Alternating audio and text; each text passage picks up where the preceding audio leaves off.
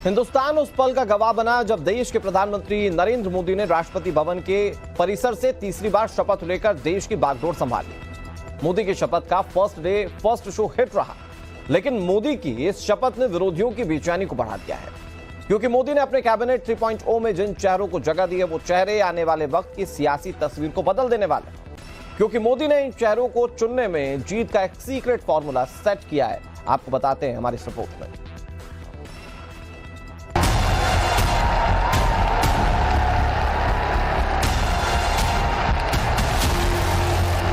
मैं नरेंद्र दामोदर दास मोदी ईश्वर की शपथ लेता हूं कि मैं विधि द्वारा स्थापित भारत के संविधान के प्रति सच्ची श्रद्धा और निष्ठा रखूंगा। मैं भारत की प्रभुता और अखंडता अक्षुण्ण रखूंगा। आजाद हिंदुस्तान के इतिहास में आज एक और तारीख दर्ज हुई। ये तारीख इसीलिए भी ऐतिहासिक है क्योंकि देश के पहले प्रधानमंत्री जवाहरलाल नेहरू के बाद नरेंद्र दामोदर दास मोदी वो दूसरे ऐसे प्रधानमंत्री बन गए जिन्होंने तीसरी बार लगातार इस देश के प्रतिष्ठित प्रधानमंत्री पद को हासिल किया।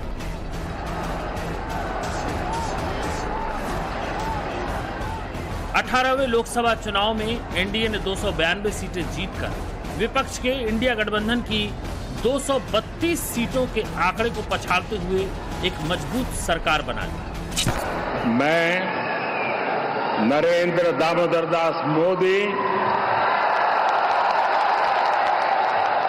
ईश्वर की शपथ लेता हूं कि मैं विधि द्वारा स्थापित भारत के संविधान के प्रति सच्ची श्रद्धा और निष्ठा रखूंगा।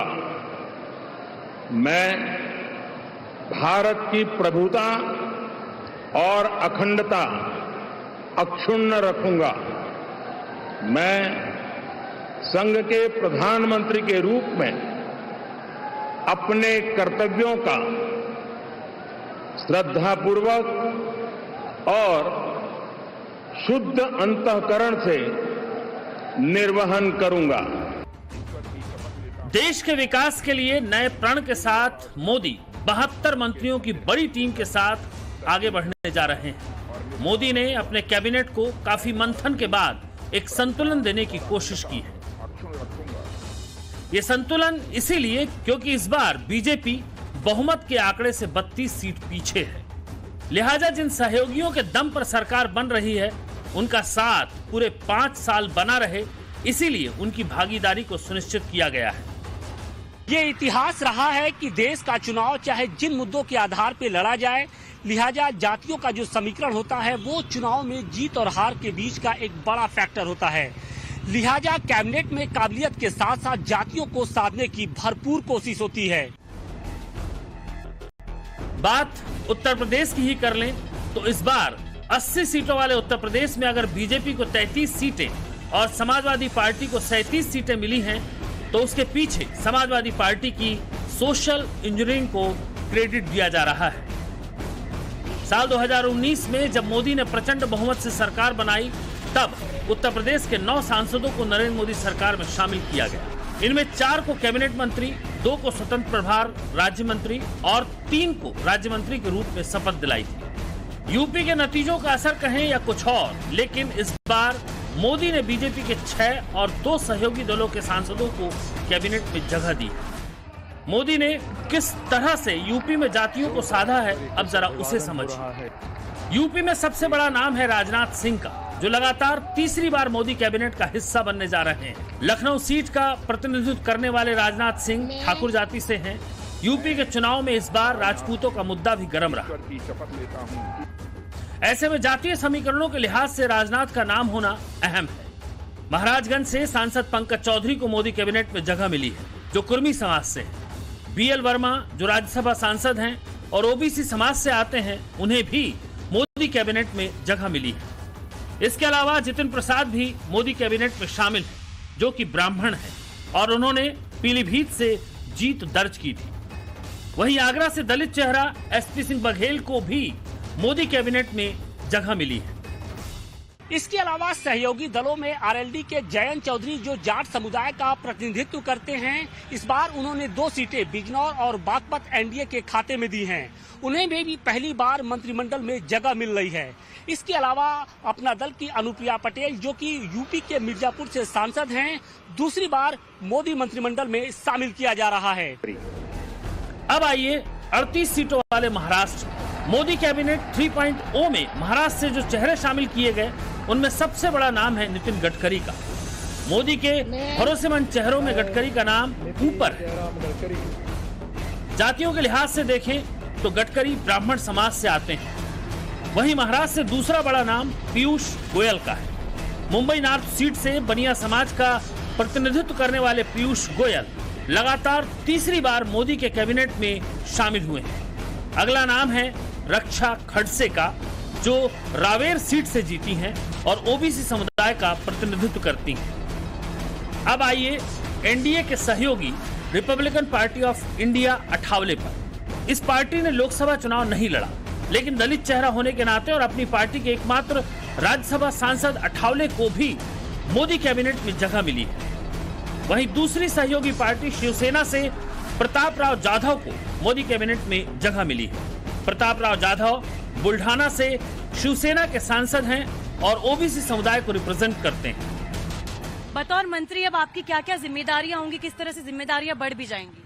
बिल्कुल देश की सेवा करने का मौका मिल रहा है। मेरे पुणे का तो पुणे वासियों का भी मैं अभिनंदन करना चाहता हूँ, जिन्होंने मुझे यहाँ तक पहुँचाया है, मुझ पर विश्वास किया है। तो मुझे लगता है देश की सेवा करनी है, उसके लिए जो कुछ भी काम मिलेगा, जो कुछ भी पोर्टफोलियो कौन सा भी मिले, उसके तहत काम करना। बिहार का मोदी कैबिनेट में प्रतिनिधित्व इस बार 6 सीटों के साथ है। बिहार में एनडीए की मुख्य सहयोगी जेडीयू से 2 चेहरे शामिल हो रहे हैं। लोक जनशक्ति पार्टी से 1 चेहरा और हिंदुस्तानी आवाम मोर्चा को 1 पद मिला है। 40 में से 12 सीटों पर जीत दर्ज करने वाली बीजेपी ने बिहार से अपने 2 बड़े चेहरे गिरिराज सिंह और नित्यानंद राय को कैबिनेट में जगह दी है। गिरिराज सिंह भूमिहार जाति से हैं, वहीं नित्यानंद राय ओबीसी समुदाय से हैं।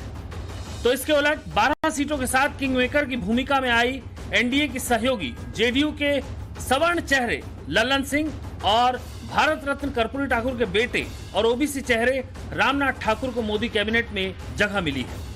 वहीं 5 सीटों पर जीत दर्ज करने वाली रामविलास की लोक जनशक्ति पार्टी से दलित चेहरे के तौर पर चिराग पासवान को जगह मिली है। तो वहीं हिंदुस्तानी आवाम मोर्चा से दलित जाति के जीतन राम मांझी मोदी कैबिनेट का हिस्सा बने हैं। 26 सीटों वाले गुजरात में इस बार बीजेपी ने 25 सीटें जीती और महज 1 सीट पर कांग्रेस को जीत मिली। मोदी के गृह राज्य गुजरात से उनके सबसे ज्यादा भरोसेमंद और पूर्व गृह मंत्री अमित शाह को एक बार फिर 3.0 का हिस्सा बनाया गया। वैसे तो जातियों के समीकरण से ऊपर है अमित शाह का नाम, लेकिन शाह गुजरात में बनिया कम्युनिटी को रिप्रेजेंट करते हैं। दूसरा बड़ा चेहरा है मनसुख मंडाविया का, जो पाटीदार समाज से है, और तीसरा बड़ा चेहरा है एस जयशंकर का, जो ब्राह्मण समाज से आते हैं। वहीं एक और चेहरे को मोदी कैबिनेट में जगह मिली है, वो है नवसारी से निर्वाचित CR पाटिल, जो मराठा समुदाय से हैं। मैं सबसे पहले तो माननीय प्रधानमंत्री नरेंद्र मोदी जी को उनके तीसरे कार्यकाल पर बहुत बहुत शुभकामनाएं और बधाई देता हूं, और उनके जो सभी माननीय मंत्री बने हैं उन सबको हार्दिक शुभकामनाएं, और शानदार काम वो करें, अगले 5 वर्षों में देश को आगे बढ़ाएं। अब आइए राजस्थान। राजस्थान ने इस बार बीजेपी को निराश किया है। 2019 में 25 की 25 सीटें जीतने वाली बीजेपी इस बार यहां से महज 14 सीटों पर ही जीत का परचम लहरा पाई। लिहाजा अगली पारी के लिए यहां 4 चेहरों के माध्यम से जातियों का संतुलन रखा गया है। अर्जुन राम मेघवाल, जो दलित समाज से आते हैं, भागीरथ चौधरी, जो जाट समाज से आते हैं, गजेंद्र शेखावत, जो राजपूत समाज से आते हैं, और भूपेंद्र यादव, जो ओबीसी समाज को रिप्रेजेंट करते हैं। बीजेपी की जीत के आंकड़ों में इस बार मध्य प्रदेश का योगदान शानदार रहा। 29 सीटों वाले मध्य प्रदेश में इस बार भगवा परचम लहराया है और सारी की सारी सीटें बीजेपी ने जीती है। मोदी कैबिनेट में इस बार मध्य प्रदेश के पूर्व मुख्यमंत्री शिवराज सिंह चौहान ने शपथ ली है।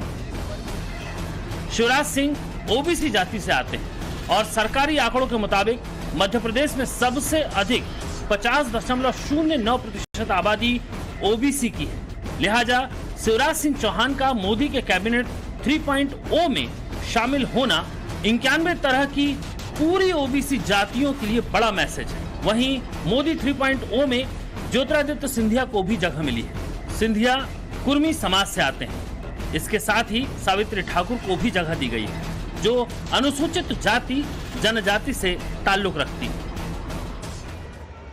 अब आइए कर्नाटक के रिप्रेजेंटेशन पर। कर्नाटक एक ऐसा राज्य है जहां जातियों की सियासत बहुत प्रभावी है। वोकालिंगा और लिंगायत समुदाय का कर्नाटक में सबसे ज्यादा प्रभाव है। इस समुदाय को साधे बगैर कर्नाटक में जीत पाना किसी भी सियासी दल के लिए मुश्किल है। 28 सीटों वाले कर्नाटक में बीजेपी ने इस बार 17 सीटें जीती हैं। लिहाजा मोदी के मंत्रिमंडल में 2 चेहरे शोभा करांजले और एचडी कुमारस्वामी वोकालिंगा से और एक चेहरा बासवराव बोमई लिंगायत समुदाय से शामिल किए गए हैं। वहीं कर्नाटक बीजेपी के अध्यक्ष रह चुके और धारवाड़ सीट से सांसद प्रहलाद जोशी ब्राह्मण जाति का प्रतिनिधित्व कर रहे हैं। प्रधानमंत्री मोदी के लिए गठबंधन की इस सरकार को चलाने का ये पहला अनुभव होगा। जाहिर तौर पर चुनौतियां भी होंगी, लेकिन अपने पहले ही दांव में देश के प्रधानमंत्री मोदी ने विरोधियों को ये दिखा दिया कि मोदी का 3.0 कैबिनेट हर मोर्चे पर विनिंग शॉट खेलेगा और आज से इसकी शुरुआत हो चुकी है। ब्यूरो रिपोर्ट, टाइम्स नाउ, नव Bharat. For more of such videos, do like, share and subscribe to ET Now Swadesh.